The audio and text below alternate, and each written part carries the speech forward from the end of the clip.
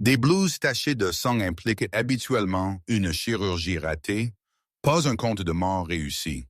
Mais dans les collines reculées du secteur 4, rien n'était ce qu'il semblait. Les insurgés ont franchi le périmètre à 030 heures, s'attendant à des médecins terrifiés et des patients impuissants.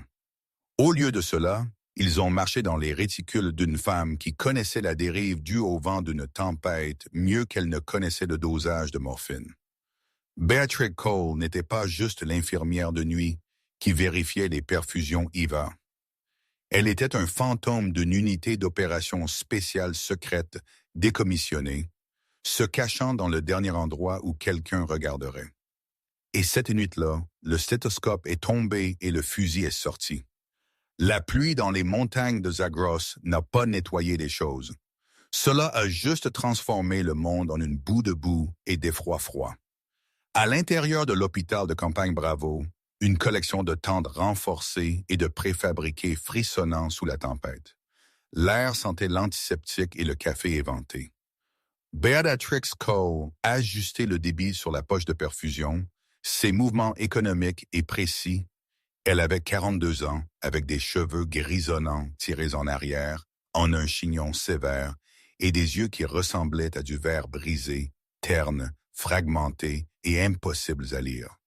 Pour le personnel de Bravo, elle était juste l'infirmière de nuit qui ne parlait jamais à moins qu'on ne lui parle, ne riait jamais aux blagues grossières du médecin et ne bronchait jamais quand les mortiers atterrissaient trop près.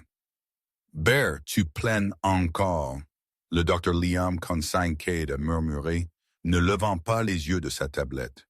Il était jeune, brillant et arrogant. Une combinaison dangereuse dans une zone de guerre. Il était assis au poste des infirmières, faisant défiler les journaux d'inventaire.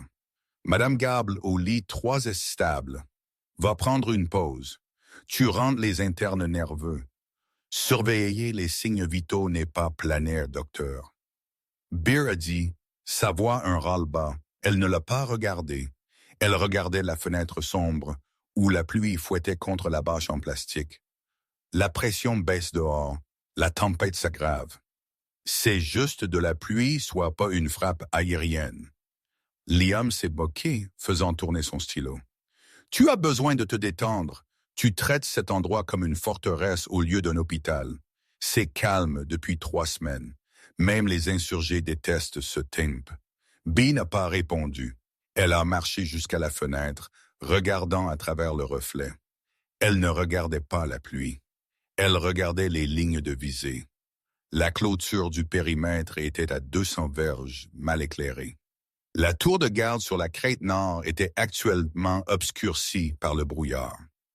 Un cauchemar tactique. Elle avait passé les 6 derniers mois ici, lavant les bassins de lit et changeant les bandages, enterrant un passé qui était trempé dans significativement plus de sang que cette salle de traumatologie.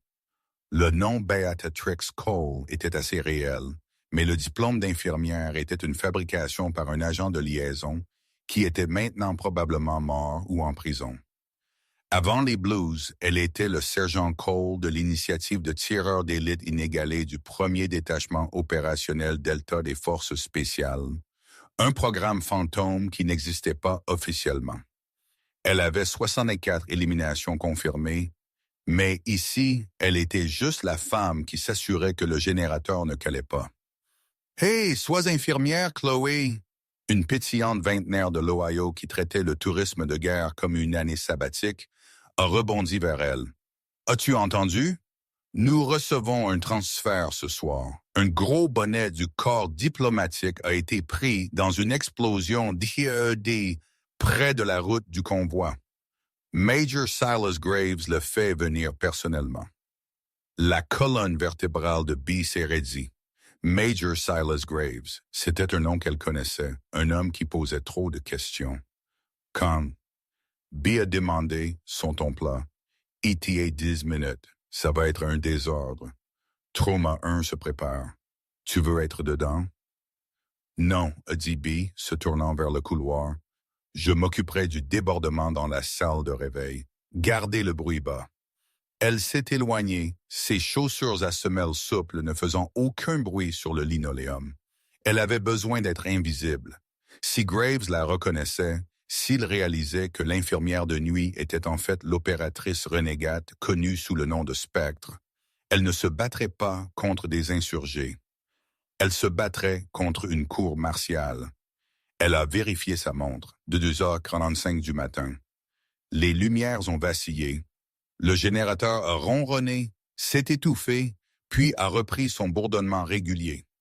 Dans le placard de rangement au bout du couloir, derrière des piles de compresses stériles et de caisses de sérum physiologique, se trouvait une mallette rigide verrouillée et sans particularité étiquetée, pièce de ventilateur à ne pas toucher. Il ne contenait pas d'équipement médical. Il contenait un fusil de sniper d'intervention Chaytak M200 démonté et un Glock 19 avec 3 chargeurs de balles à pointe creuse. B a touché le clavier de la porte juste pour s'assurer qu'il était verrouillé. La paranoïa était un trait de survie.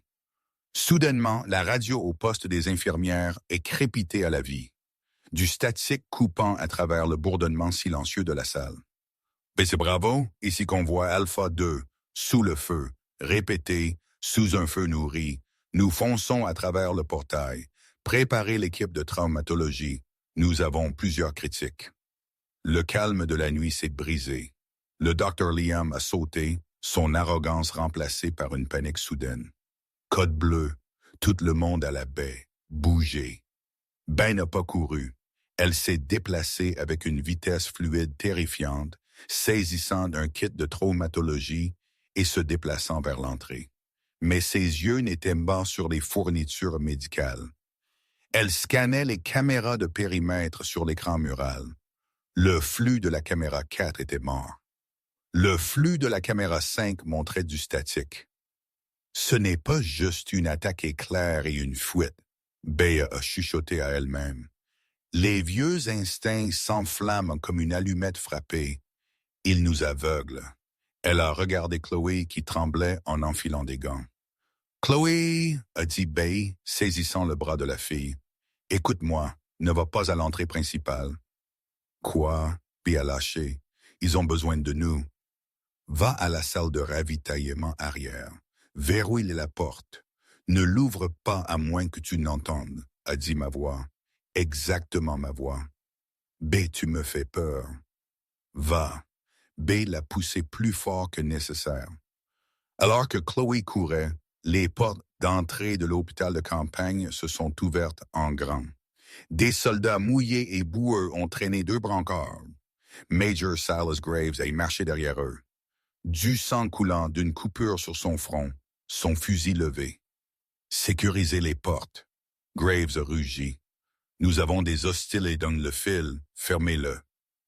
La tempête avait franchi l'hôpital, mais la tempête dehors n'était rien comparé à ce qui allait se passer à l'intérieur. Le chaos dans la zone de triage était assourdissant. La pluie fouettait par les portes ouvertes de la baie avant que les Marines ne puissent les claquer. L'odeur de cuivre et de terre mouillée emplissait la pièce. Sur le premier brancard gisait un homme en costume gris déchiré, le diplomate. Il était inconscient, sa poitrine se soulevant, une tache sombre s'étendant sur son abdomen. Sur le second se trouvait un jeune caporal, sa jambe un désordre d'équipement tactique déchiqueté et d'os. « Mettez-lui une ligne !» le docteur Liam a crié, ses tremblantes mains alors qu'il coupait la chemise du diplomate. « J'ai besoin de O négatif stat. Où est la clé de la banque de sang? » Bob est apparu à son coude une poche de sérum physiologique déjà percée. Elle l'a claqué dans sa main. « Concentrez-vous, docteur. Il est en tension. Vous devez décomprimer la poitrine. » Liam l'a regardé avec des yeux sauvages. « Je sais ça. » Il a tâtonné pour une aiguille. B a regardé les portes. Le Major Graves criait des ordres à ses hommes. Il n'en restait que 4 debout, décharnés, épuisés et à court de munitions. « Sergent, rapport. » Graves a aboyé dans son micro d'épaule. Statique. « Commandement. Ici Graves. Nous sommes à Bravo. » Demandant un soutien aérien immédiat. Terminé. Statique. Grave a claqué son poing contre le mur. « Bon sang! Il brouille le signal. » Il s'est tourné vers la pièce, ses yeux scannant le personnel médical terrifié jusqu'à ce qu'ils atterrissent sur B. Il a fait une pause, un scintillement de reconnaissance passant à travers son regard. Mais la situation était trop grave pour la traiter. Qui est en charge de cette installation? Graves a exigé. Dr. Kincaid, Bea a dit, pointant vers Liam, qui essayait actuellement d'arrêter une artère jaillissante. Docteur, nous avons environ 5 minutes avant que la force principale ne nous frappe, Graves a dit, enjambant un serpentin de tubulure. Nous avons été pris en embuscade à 2 clics. Ce n'était pas un iode aléatoire. Il connaissait l'itinéraire. Il connaissait la cargaison. Il a pointé le diplomate inconscient. Cet homme détient les codes de cessez-le-feu pour toute la région nord. S'ils le prennent, la guerre redémarre demain. Liam a levé les yeux pâles. Nous sommes un hôpital. Nous avons une protection selon la Convention de Genève. Graves a ri, un aboiement sombre, humiliant. Les hommes venant à travers ce règne ne se soucient pas des conventions. Ce sont des mercenaires payés par le syndicat. Ils le veulent vivant et ils veulent tous les autres morts pour couvrir leurs traces. Un boom tonitruant soudain a secoué le sol. Les lumières se sont éteintes complètement. Des cris ont éclaté du personnel infirmier. Les lumières rouges d'urgence ont baigné la pièce dans une lueur sanglante. « Générateur à terre !» Un marine a crié de la porte. Ils ont touché le réservoir de carburant, Bea a dit. Sa voix était calme, coupant à travers la panique. Elle s'est éloignée de la table. « Major, combien d'hostiles ?» Graves l'a regardé, vraiment regardé cette fois. Il a vu la façon dont elle se tenait, pieds écartés à largeur d'épaule, poids équilibré, mains libres. Ce n'était pas une posture d'infirmière. Force d'un peloton, peut-être 40, lourdement armés, vision nocturne, gilet pare-balles. « Et vous avez 4 hommes, a déclaré B.E. « 4 marines, Graves a corrigé, bien que sa grimace trahissait son doute. Nous pouvons tenir l'entrée principale. Ils ne passeront pas par l'entrée principale, a dit B. Elle a marché jusqu'à la carte murale de l'installation. Ils ont coupé le courant pour éteindre les lumières du périmètre. Ils ont brouillé les communications, donc nous ne pouvons pas appeler à l'évacuation. Ils veulent nous canaliser. Elle a pointé l'aile est où se trouvait la salle de réveil. Le fossé de drainage passe juste devant le mur est. La pluie l'aura rempli, masquant leur signature thermique des lunettes thermiques si vous en aviez. Ils franchiront la salle de réveil, flanqueront votre position dans le hall principal et vous prendront sous un tir croisé. Graves a plissé les yeux. Comment connaissez-vous si bien le terrain, infirmière? Je fais des promenades, a dit B sèchement. Si vous mettez vos hommes à la porte d'entrée, vous serez morts en 10 minutes. Et pourquoi devrais-je écouter une infirmière plutôt que mon entraînement tactique? Craquement, du verre s'est brisé dans le couloir menant à l'aile est. Un bruit sourd a suivi, le son d'un corps heurtant le sol. Parce que j'ai raison, a dit B. Contact à droite, Elliot. Un marine a crié, tirant son fusil aveuglément dans le couloir sombre. Les éclairs de bouche ont illuminé la fumée. L'engagement avait commencé. Amenez le patient à la pièce sécurisée à l'arrière. Graves a crié, levant son fusil. Tir de suppression. Des balles ont traversé le mince placoplâtre de l'hôpital. Le docteur Liam a plaqué l'infirmière Chloé, la traînant derrière le bureau d'accueil en métal. B ne s'est pas mise à couvert. Pendant que les Marines concentraient leur feu dans le couloir, elle a glissé en arrière dans l'ombre. Elle avait besoin d'atteindre le placard de rangement. Elle a atteint la porte, tapant le code au toucher. Le verrou a cliqué. Elle s'est glissée à l'intérieur et l'a verrouillé derrière elle. Les sons de la guerre étaient étouffés ici. Les cris, les coupes de feu. Tout semblait distant.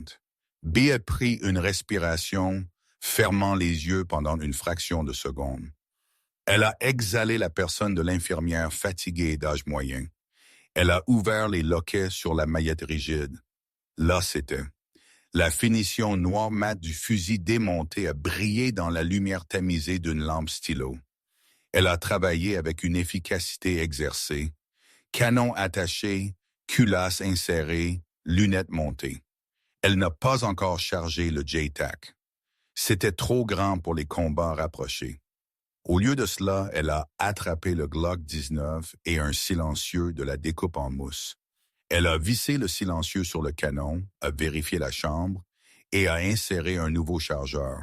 Elle a retiré son haut de blouse, révélant un maillot de corps thermique noir. Elle a saisi un rouleau de ruban adhésif toilé, collant ses chargeurs de rechange à sa cuisse puisqu'elle n'avait pas d'équipement tactique. B a regardé son reflet dans l'armoire métallique. Les yeux fatigués étaient partis. Le prédateur était de retour. Il est temps d'aller travailler, elle a chuchoté. Elle a ouvert la porte du placard de rangement, arme levée, se déplaçant non pas comme une guérisseuse, mais comme la faucheuse elle-même. L'hôpital n'était plus un lieu de guérison. C'était une boîte à tuer baignée dans une lumière cramoisie d'urgence. L'air, sentant autrefois l'antiseptique, était maintenant épais de l'odeur âcre de la cordite et du plastique brûlé. B s'est déplacé à travers les ombres du couloir de l'aile et comme de l'encre renversée sur un sol sombre. La formation spécialisée des unités d'opération spéciales les plus secrètes ne vous a pas seulement appris à tirer. Elle vous a appris à faire partie de l'environnement. Comment ralentir votre rythme cardiaque jusqu'à ce que vous soyez biologiquement invisible. Plus loin, près de la fenêtre brisée où ils avaient franchi, deux silhouettes se sont déplacées. C'étaient de grands hommes vêtus d'équipements tactiques non standards coûteux, plaques de céramique, casques rapides avec lunettes de vision nocturne NVG montées. Ce n'étaient pas des insurgés locaux désespérés. C'étaient des entrepreneurs privés de niveau 1, des professionnels coûteux. Dégagé à droite, l'homme de tête a chuchoté dans son micro-gorge, se déplaçant vers le poste des infirmières. Pas de résistance encore. Bien reçu. Carlin veut la cible sécurisée en 5 mic. Brûlez le reste. B n'a pas respiré. Elle s'est pressée dans une alcôve peu profonde, abritant un extincteur. L'homme de tête est passé juste devant elle, ses NVG concentrés dans le couloir. Il ne l'a pas vue parce qu'elle ne bougeait pas, et sa signature thermique était atténuée par le mur froid contre lequel elle était pressée. Le second homme a suivi, 3 pas derrière. Bas et bougé. Ce n'était pas une précipitation. C'était un claquement contrôlé violent. Elle est sortie derrière le second homme. Avant qu'il ne puisse enregistrer le mouvement, sa main gauche s'est refermée sur sa bouche, tirant sa tête en arrière brusquement pour exposer le cou. Le Glock dans sa main droite a prononcé un doux. L'homme est devenu mou. Elle l'a descendu silencieusement sur le linoléum, ne laissant pas son équipement faire du bruit. L'homme de tête devant s'est arrêté. Il a senti la rupture de rythme, l'absence soudaine de pas derrière lui. Il a commencé à tourner, son fusil pivotant. B n'a pas hésité. Elle a levé le Glock, a acquis l'image de visée dans la lumière rouge tamisée et a tiré. La balle l'a pris juste sous le bord de son casque, sectionnant le tronc cérébral. Il est tombé droit, mort avant qu'il ne touche le sol. 2 à terre, au moins 38 à faire. Elle a fouillé rapidement. Elle a pris une grenade à fragmentation du gilet du premier homme et un chargeur de rechange pour sa carabine, bien qu'elle n'ait pas encore pris le fusil lui-même. C'était trop encombrant pour les manœuvres serrées qu'elle planifiait. Elle s'est déplacée plus profondément dans l'hôpital, se dirigeant vers le hall principal où la fusillade principale faisait rage. Le son des tirs automatiques était assourdissant maintenant. Le Major Graves et ses Marines tenaient, mais le volume pur de feu dirigé vers eux signifiait qu'ils étaient cloués. Dans la zone de triage principale, le chaos régnait. Le Dr. Liam Cunningham était recroquevillé derrière le bureau d'accueil en métal lourd renversé, ses mains pressant fort sur la blessure à la poitrine du diplomate. Maintenez la pression. Bon sang, Chloé. Maintenez la pression. Liam a crié par-dessus le rugissement d'une mitrailleuse légère déchirant les chaises de la salle d'attente. L'infirmière Chloé pleurait silencieusement, ses mains glissantes de sang, mais elle n'a pas lâché. Où est Bee? Est-elle sortie? Elle se cache dans un placard quelque part. Si elle a le moindre sens, Liam a claqué. Une balle a ricoché sur le bureau juste au-dessus de sa tête, les aspergeant d'étincelles. Il a glapi et s'est accroupi plus bas. Dehors, dans la zone de rassemblement trempée par la pluie, le chef mercenaire, un imposant Sud-Africain nommé Callan, a regardé sa tablette tactique. 2 de ses icônes d'unité dans l'aile et venaient de s'éteindre. Équipe 2, rapport. Callan a grogné dans sa radio, statique. Équipe 2, ici Callan, statut, maintenant. Rien. Callan a plissé les yeux. Quelque chose ne va pas. C'est trop calme sur le flanc. Decca prend 4 hommes, poussés à travers l'aile est, découvrez ce qui est arrivé à l'équipe 2 et surveillez les coins. Nous pourrions avoir un rat dans les murs. De retour à l'intérieur, Bee avait atteint la jonction où le couloir de l'aile et rencontré le hall principal. Elle a jeté un coup d'œil autour du coin au niveau du sol. La scène était sombre. Le Major Graves était derrière un pilier en béton, tirant des rafales contrôlées. Un marine était à terre, immobile dans une mare de sang près de la porte. Un autre était traîné derrière un distributeur automatique, serrant d'une blessure à l'épaule. Seul Grave et un autre soldat étaient encore efficaces. 6 mercenaires avançaient à travers le hall, se déplaçant d'un abri à l'autre, supprimant les marines avec un feu écrasant. Ils fermaient le nœud coulant. Si Bas ouvrait le feu avec le pistolet maintenant, elle en abattrait 1 ou 2, mais les 4 autres l'illumineraient instantanément. Elle avait besoin d'une distraction. Elle a regardé la grenade à fragmentation qu'elle avait prise sur l'entrepreneur mort. Elle a tiré la goupille, tenant la cuillère vers le bas. Elle avait besoin de chronométrer cela parfaitement. Elle a fait rouler la grenade dans le couloir, visant un espace entre l'abri des mercenaires. Cela a claqué bruyamment sur le sol carrelé. « Une frague dehors !» Un des mercenaires a crié, plongeant derrière un canapé en cuir. L'explosion était assourdissante dans l'espace confiné. Des éclats d'obus ont déchiré les meubles et le placoplâtre. Les lumières rouges d'urgence ont vacillé et se sont éteintes complètement, plongeant le hall dans l'obscurité absolue, sauf pour les éclairs de tir de bouche. Les mercenaires, temporairement assourdis et désorientés, se sont dépêchés d'activer leur NVG. Cette fenêtre de 3 secondes de confusion était tout ce dont Bayer avait besoin. Elle n'a pas attaqué les mercenaires. Elle a sprinté à travers le couloir ouvert derrière eux, se déplaçant vers le placard de rangement où sa vraie arme attendait. « Contact arrière !» Quelqu'un a traversé le hall. Un mercenaire a crié, sa vision devenant verte alors que ses NVG démarraient. Ils ont tiré aveuglément dans l'obscurité où elle avait été, des balles rongeant le mur, mais elle était déjà partie. Elle s'est cognée de nouveau dans le placard de rangement, verrouillant la porte. Sa poitrine haletait maintenant. Le Glock devenait chaud. Elle a rengainé le pistolet et s'est tournée vers la table métallique. Le Chaytak M200 intervention attendait. C'était une arme massive, presque absurde pour le combat en intérieur. Il était conçu pour tuer des gens à 1 mile de distance, mais en ce moment, c'était la seule chose qu'elle avait qui pouvait percer le lourd gilet pare-balles en céramique que portaient les mercenaires. Elle a saisi un chargeur chargé de 468 Cheyenne Tactical solides en laiton massif, balles conçues pour désactiver des blocs moteurs. Elle l'a claqué dans le puits de chargeur et a armé l'énorme culasse. Le son était lourd, mécanique, une promesse de destruction absolue. Elle n'était plus une infirmière. Elle n'était même pas juste une soldate.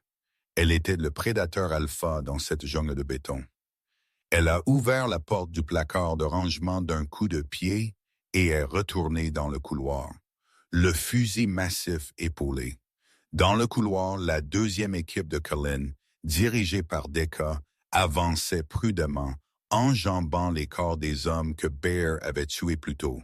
« Cullen, nous avons trouvé l'équipe 2, tous 2 tués au combat, tir à la tête propre. » La voix de Decca tremblait. « Ce n'est pas un tir aléatoire. quelqu'un sait ce qu'il fait. Avancez, Kalin a commandé. Trouvez-les. Decca est tourné le coin, ses NVG scannant la pénombre. Au bout du couloir de 50 pieds, il a vu une silhouette dans la lumière rouge d'urgence qui venait de se rallumer. C'était une femme en maillot de corps thermique tenant un fusil qui paraissait plus grand qu'elle. Avant que Decca ne puisse lever son arme, Bear a tiré. Le rugissement du Chaytak non silencieux à l'intérieur du couloir était indescriptible. C'était un coup physique qui a secoué la poussière des dalles de plafond. La balle de plomb a touché Decca au centre de la masse. La plaque de céramique coûteuse sur sa poitrine n'a pas juste craqué. Elle s'est désintégrée. L'énergie cinétique l'a soulevé de ses pieds et l'a projeté en arrière sur les deux hommes derrière lui. Le silence a suivi le coup de tonnerre, sauf pour le sifflement dans les oreilles de tout le monde. B a cyclé la culasse, éjectant l'énorme douille en laiton avec un claquement sur le sol. Elle a chambré une autre balle. « Vous avez 10 secondes pour quitter mon hôpital », B a appelé, sa voix rauque mais projetant clairement dans le couloir. Après cela, j'ai arrêté de viser le centre de la masse. L'impact psychologique du tir de Chaytak était immédiat. Les mercenaires restant dans le couloir se sont précipités en arrière autour du coin, traînant le corps ruiné de Decca avec eux. C'étaient des tueurs à gages, habitués à une force écrasante, mais ils n'étaient pas habitués à faire face à des fusils antimatériels en combat rapproché. « RPG! Amenez le RPG! » Kalin a rugi par les communications de l'extérieur. Il avait entendu le tir. Il connaissait ce son. Ils ont une putain de fusil de sniper là-dedans. B savait qu'elle ne pouvait pas rester statique. Le Chaytak était puissant, mais il était lent et elle était débordée. Elle avait besoin de se lier avec Graves. Elle a jeté le fusil massif sur son dos. Il était lourd, près de 30 livres, mordant dans ses épaules, et a sorti le Glock de nouveau. Elle s'est déplacée vers le hall, prenant un itinéraire alternatif à travers la cafétéria ruinée. Dans le hall, la marée avait tourné momentanément. La grenade et le tir de sniper Tony Truant avaient effrayé les mercenaires qui avançaient. Ils s'étaient retirés vers l'entrée, se mettant à couvert derrière le bureau de sécurité renversé.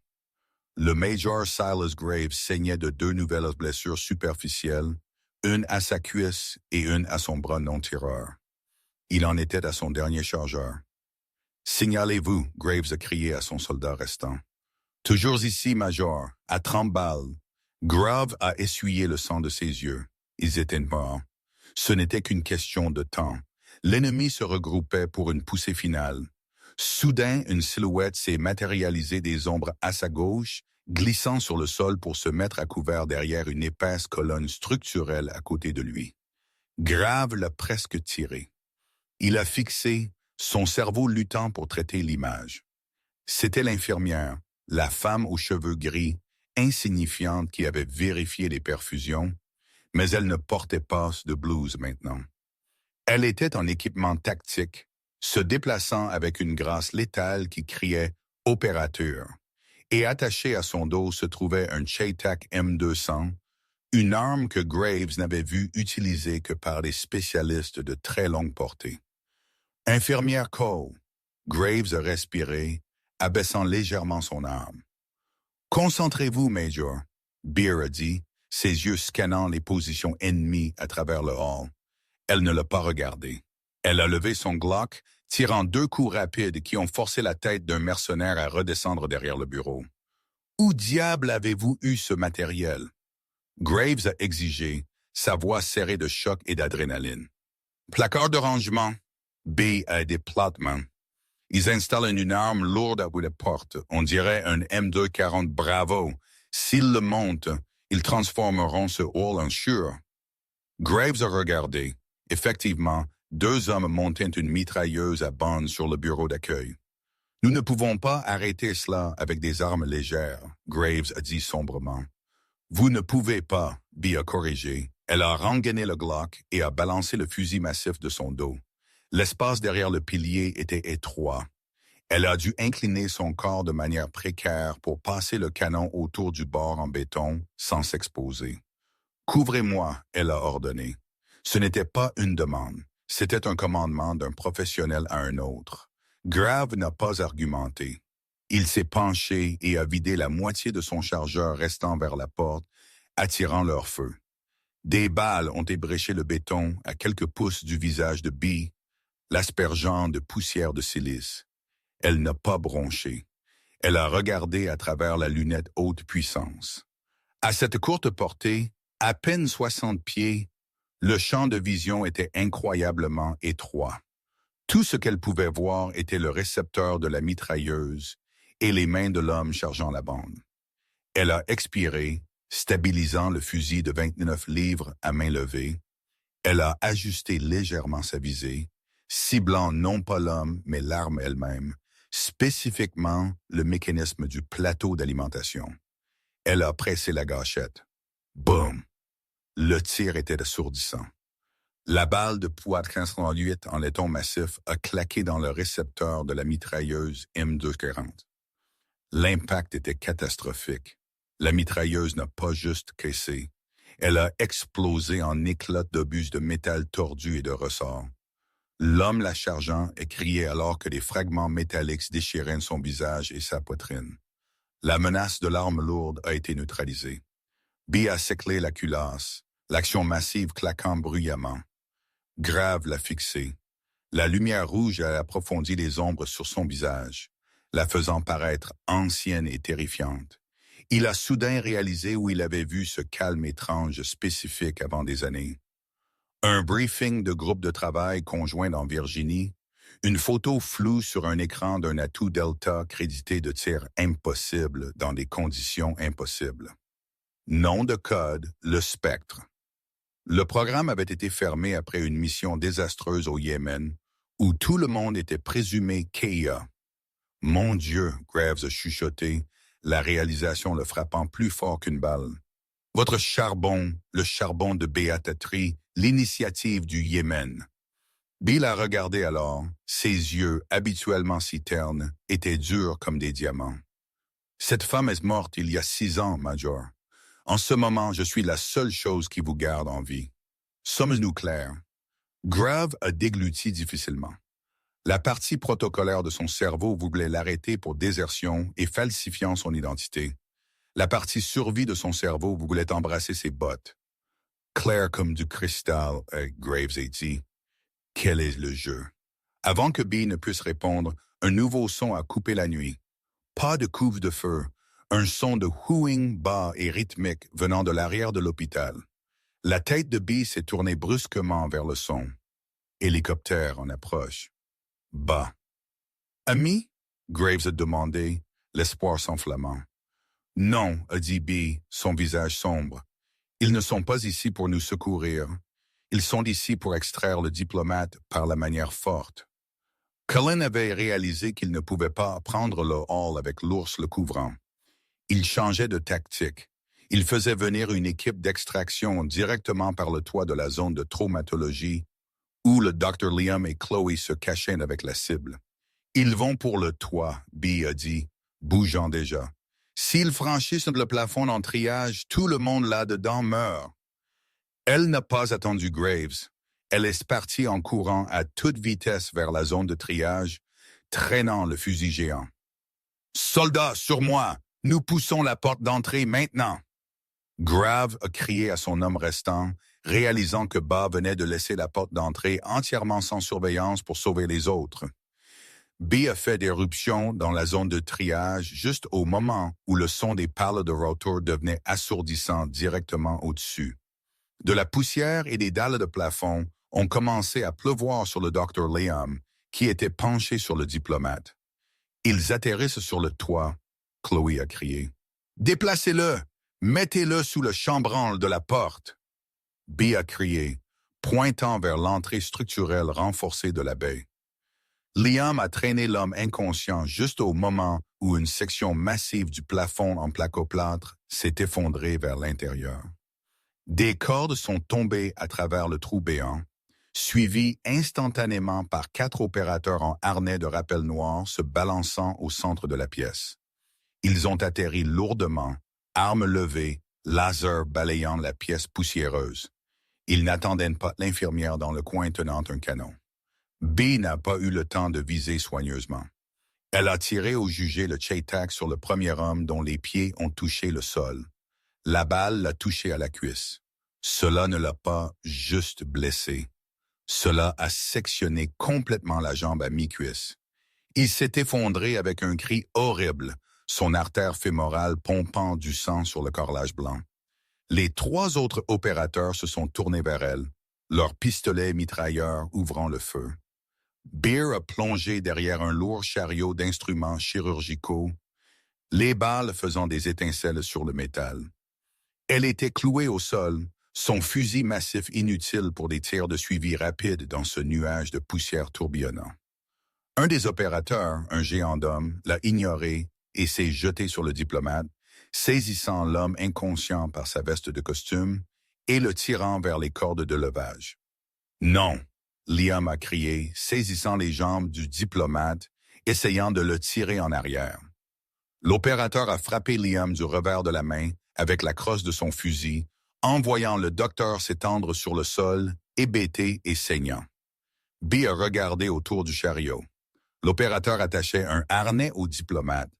En 10 secondes, il serait hissé dans l'hélicoptère et parti. Elle ne pouvait pas obtenir un tir clair avec le Chaytak sans toucher le diplomate. Son pistolet était vide. Elle a vu Liam sur le sol, sa main près d'un plateau d'instruments chirurgicaux. « Liam !» elle a crié par-dessus le bruit du rotor. « Le scalpel! Jette-moi le scalpel !» Liam, hébété, l'a regardé, puis vers le plateau. Il a saisi un scalpel hached et l'a fait glisser sur le sol taché de sang vers elle. B l'a attrapé. C'était une arme ridicule contre des hommes en gilet pare-balles. Mais B. Cole n'avait pas besoin d'une grande arme. Elle avait juste besoin d'une ouverture. Elle s'est levée de derrière le chariot, complètement exposée, se lançant sur l'opérateur tenant le diplomate. L'opérateur l'a vu venir. Une femme d'âge moyen avec une petite lame. Il a souri sous sa cagoule, levant son fusil pour la finir. Il a sous-estimé la vitesse du spectre. Elle a frappé le canon du fusil de côté avec sa main gauche, s'avançant à l'intérieur de sa garde. Avec sa main droite, elle n'a pas poignardé. Elle a entaillé une coupure peu profonde précise à travers la peau exposée de son cou, juste au-dessus de la ligne de son gilet pare-balles, exactement là où l'artère corrodée pulsait. C'était une frappe chirurgicale délivrée avec la vitesse d'une vipère. L'opérateur a haleté, ses mains volant à son cou alors que le sang giclait. Il a titubé en arrière, relâchant le diplomate. B a tourné, saisissant le col du diplomate et le traînant en arrière sous l'abri du chambranle de la porte, juste au moment où les 2 autres opérateurs ont ouvert le feu sur sa position, déchiquetant l'air où elle s'était tenue une seconde auparavant. Elle était piégée à court de munitions avec une cible de grande valeur et 2 civils terrifiés faisant face à 2 tueurs d'élite, pendant qu'un hélicoptère planait au-dessus. Et puis les yeux du diplomate se sont ouverts en papillonnant. Il a levé les yeux, groggy, les yeux remplis de douleur se concentrant sur la femme penchée sur lui, la femme au chignon gris et le visage maculé de poussière de silice et de sang. Ses yeux se sont élargis en reconnaissance impossible. « Agent Fortmines !» il a sifflé, toussant du sang. « Beatrix, ils ont dit que tu étais morte au Yémen. » Belle a regardé de haut, les sons de la fusillade s'estompant juste pour une seconde. « Je suis morte, monsieur. Maintenant, restez à terre si vous voulez que cela reste ainsi. » La zone de triage était un chaudron de bruit. Les rotors de l'hélicoptère battaient l'air en une frénésie, fouettant la poussière et les documents médicaux en un cyclone aveuglant. Au-dessus d'eux, à travers le trou déchiqueté dans le toit, le ventre de l'hélicoptère de transport était visible, sombre et menaçant contre les nuages d'orage. B s'est pressé à plat contre le chambranle de la porte, protégeant le diplomate. Arthur Sterling avait été son nom dans les dossiers, mais les noms n'importaient plus maintenant, seulement la masse et la vélocité. Restez à terre, elle a sifflé à Arthur. Les 2 opérateurs restants au centre de la pièce étaient professionnels. Ils ne l'ont pas précipité. Ils se sont séparés. L'un s'est déplacé à gauche, renversant un brancard pour se couvrir, son pistolet mitrailleur MP5 braqué sur la position de bas. L'autre s'est déplacé à droite, sortant une grenade flash de son gilet. « Flash dehors !» l'opérateur a crié. B a vu l'éclat métallique du récipient arquant dans l'air. Elle n'a pas détourné le regard. Elle n'a pas eu le temps. Au lieu de cela, elle a saisi une lourde couverture en laine du chariot d'urgence à côté d'elle et l'a jetée sur elle et Arthur juste au moment où la grenade a détonné. Bang! Même avec la couverture et ses yeux fermés fermement, le flash était une douleur blanche et brûlante, perçante derrière ses paupières. Le son était un coup de poing physique à l'estomac. Ses oreilles sonnaient d'un sifflement aigu qui a couvert les pales du rotor, mais elle était vivante et elle comptait. 1, 2, 3. Elle a jeté la couverture. L'opérateur à droite avançait, supposant qu'elle était étourdie. Il avait tort. B n'avait pas de pistolet. Elle avait un scalpel, mais elle avait aussi l'élément d'agression suicidaire absolue. Elle a jailli du sol, non pas en se retirant, mais en chargeant l'homme. Il a hésité pendant une fraction de seconde, surpris que la cible ne se recroquevillait pas. B a glissé sur ses genoux sur le carrelage taché de sang, venant sous son arc de tir. Elle a saisi le canon de son MP5 avec sa main gauche, brûlant sa paume sur le métal chaud, et l'a poussé vers le haut. Avec sa droite, elle a enfoncé le scalpel dans l'espace entre son gilet tactique et son aisselle. Ce n'était pas un coup mortel, mais cela a sectionné les nerfs de son plexus brachial. Son bras est devenu inerte instantanément. Il a crié, laissant tomber l'arme. B ne l'a pas poignardé de nouveau. Elle n'a pas eu le temps. Elle a attrapé le MP5 qui tombait dans les airs avant qu'il ne touche le sol. Elle s'est roulée sur le dos, levant le pistolet mitrailleur et a tiré une rafale sur le second opérateur à travers la pièce juste au moment où il a surgi pour tirer. Les balles ont fait des étincelles sur le brancard métallique, le forçant à redescendre. Liam B a crié, sa voix rugissement. Emmenez Arthur à la pharmacie. Il a des murs en béton armés. Allez.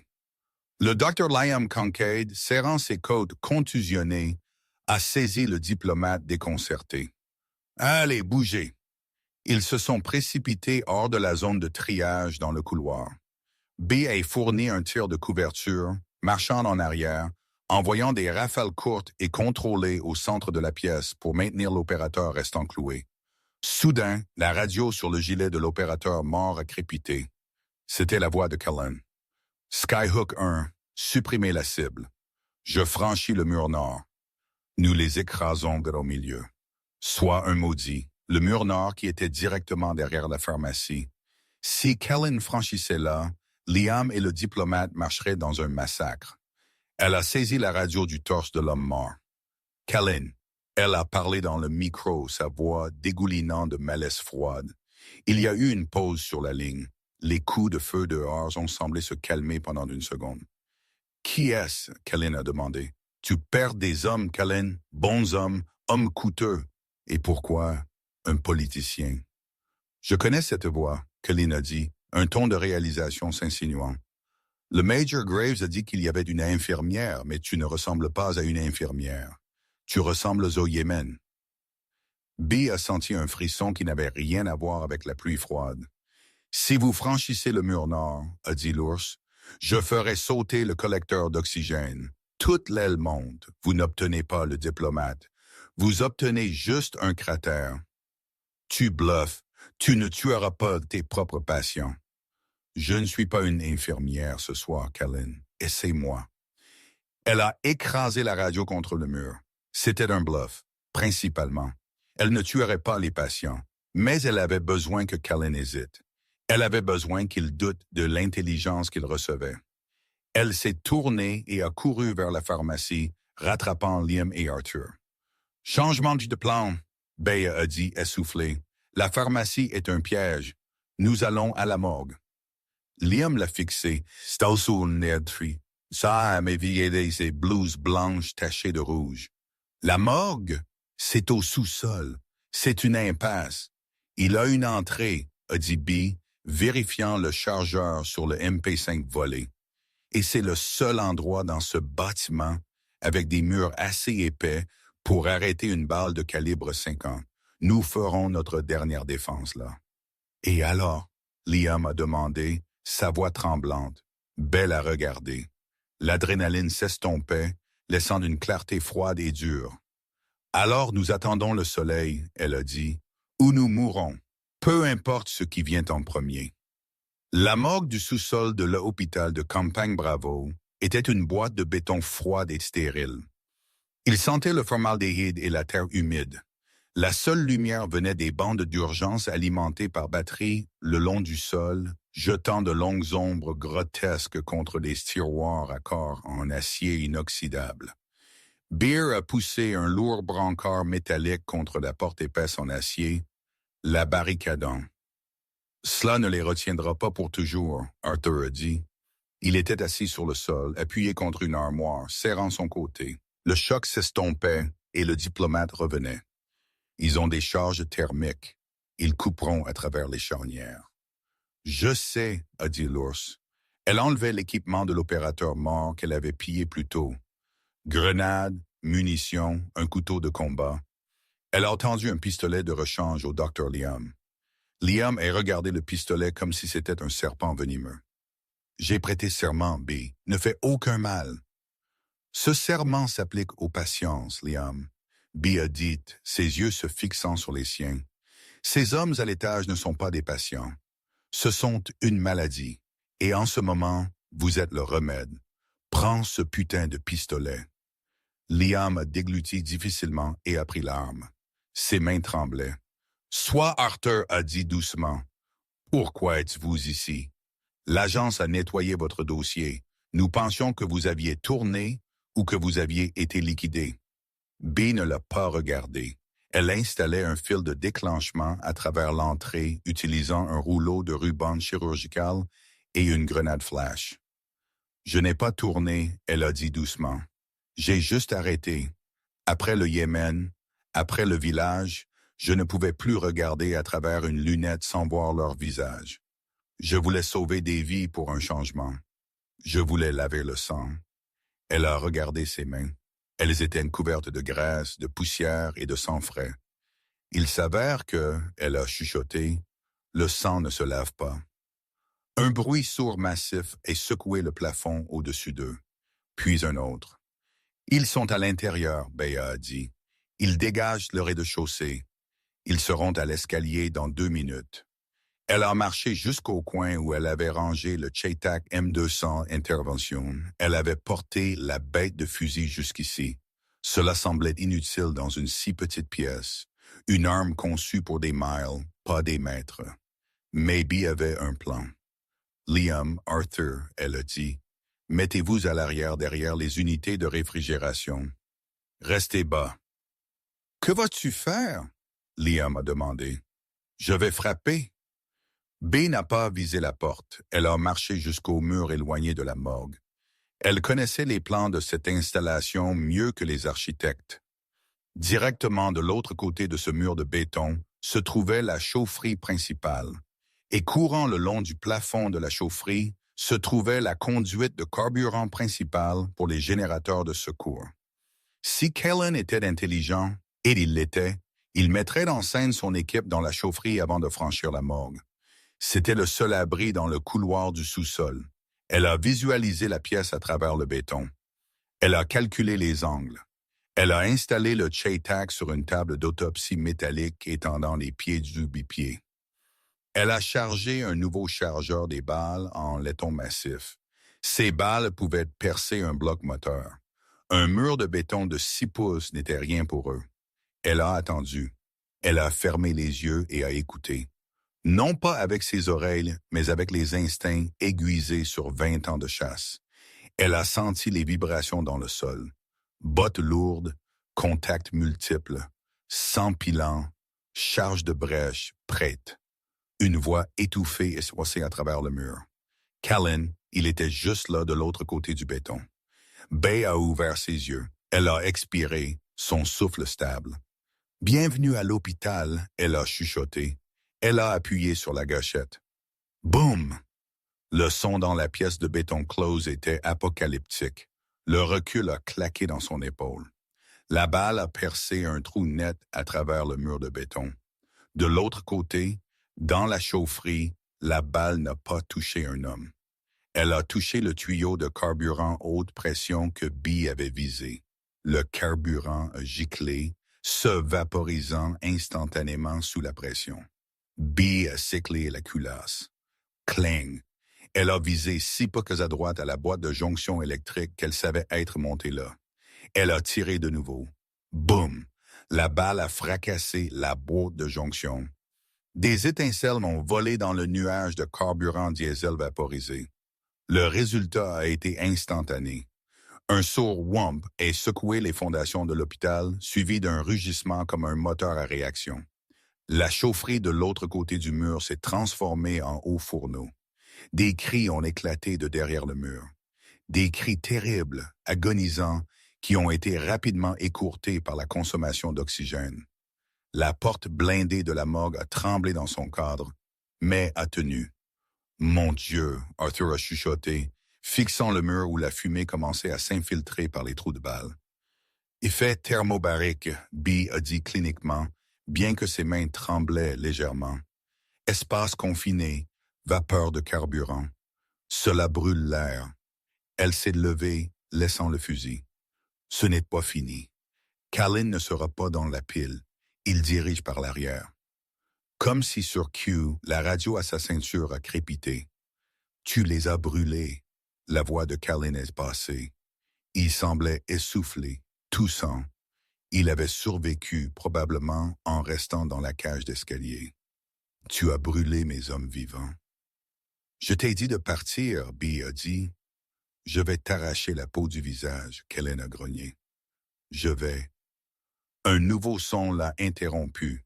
Un gémissement aigu qui s'est transformé en rugissement. Le son de moteur à réaction. Mobile rapide. Bee a levé les yeux vers le plafond. Entends-tu ça? Callan, Sol Bravo, ici Vautour 11. La voix d'un pilote a crépité sur la fréquence d'urgence ouverte. Nous avons les yeux sur les signatures thermiques. Feu vert sur toutes les cibles hostiles en dehors du périmètre. Cavalry, a dit Bee, un sourire sombre touchant ses lèvres.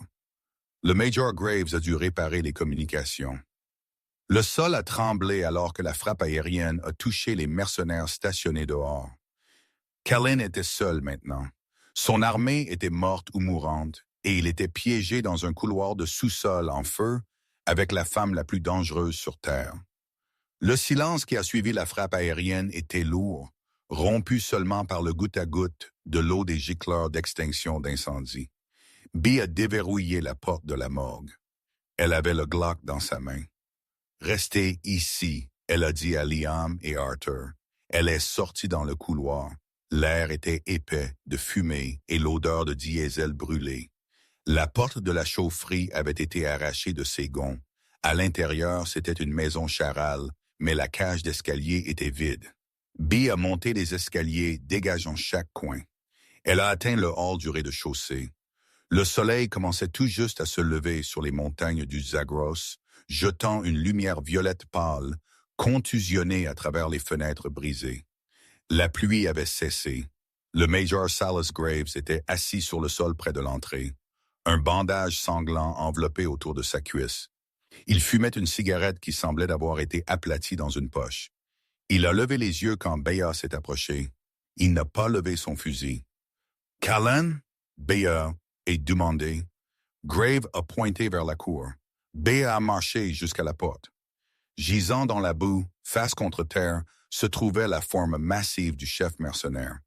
Il avait essayé de courir quand les jets sont arrivés. Une balle de canon de 20 mm d'un passage en rase-motte l'avait attrapé à quelques mètres du portail. C'était fini. Bea a baissé le pistolet. L'adrénaline s'est effondrée, laissant ses jambes comme du plomb.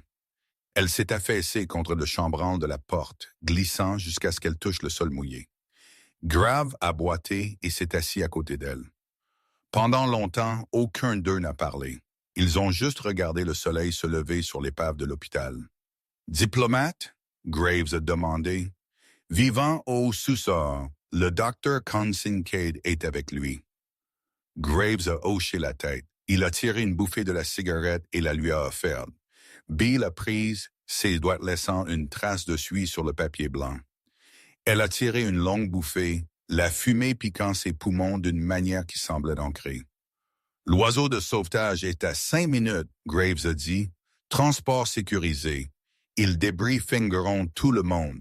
L'anglais va être partout là-dessus. Il l'a regardé de côté. Ils vont faire courir le Prince Bee. Dès que tu monteras sur cet oiseau, l'infirmière Beatrix Cole cessera d'exister. Et considérant que tu es techniquement un fantôme, ils pourraient juste t'enfermer dans un trou pour le reste de ta vie pour garder leur secret. Bee a fixé les montagnes. Il avait raison. L'agent 49 était censée être morte. Si elle retournait, elle ne serait pas saluée comme une héroïne. Elle serait traitée comme un fil lâche. Je ne peux pas revenir, Silus, elle a dit doucement. Grave a fixé la cendre de cigarette. La clôture du périmètre sur le côté sud avait été soufflée par le tir de mortier. Le véhicule de tête a laissé une moto tout-terrain près de la ligne d'arbre. Je l'ai vu. Bill a regardé. Je dois écrire mon rapport, Graves a dit, regardant délibérément loin d'elle vers les hélicoptères arrivant au loin. Ça va être un désordre, confusion de bataille, difficile de suivre le personnel. Je rapporterai probablement que la brave infirmière de nuit Beatrix Cole est morte lors de la brèche initiale. Tragiquement tuée en essayant de sauver des patients. Corps irrécupérable dans l'incendie. Il s'est tourné pour la regarder, ses yeux chauds. Elle était une héroïne. C'est comme ça que je me souviendrai d'elle. Bea a senti une boule dans sa gorge. Elle a tendu la main et lui a serré la main. Une brève poignée de soldats. Merci, Major. Va, Graves a dit avant qu'il n'atterrisse. Bea s'est levée. Elle n'a pas regardé en arrière l'hôpital.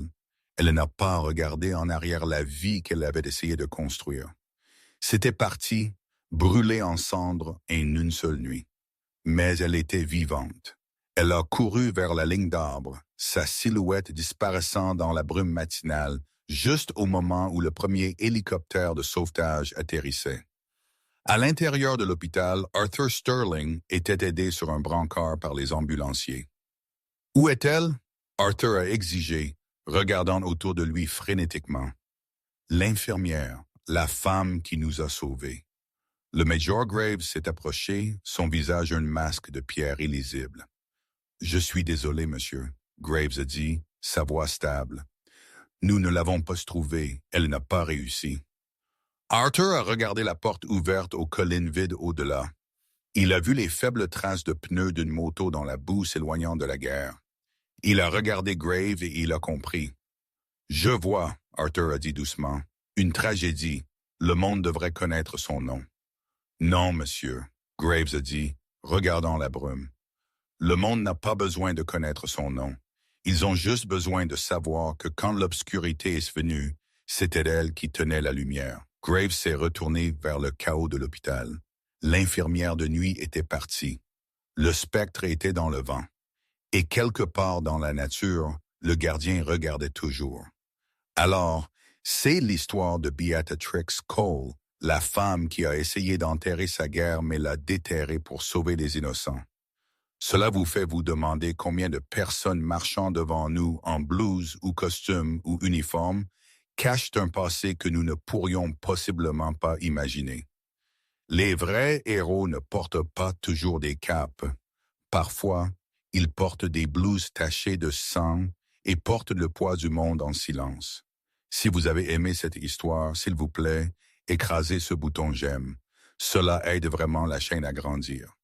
Partagez cette vidéo avec un ami qui aime un bon thriller. Et n'oubliez pas de vous abonner et de frapper la notification en forme de cloche pour ne jamais manquer une histoire. Faites-le moi savoir dans les commentaires. Pensez-vous que Bee aurait dû rester et accepter la gloire?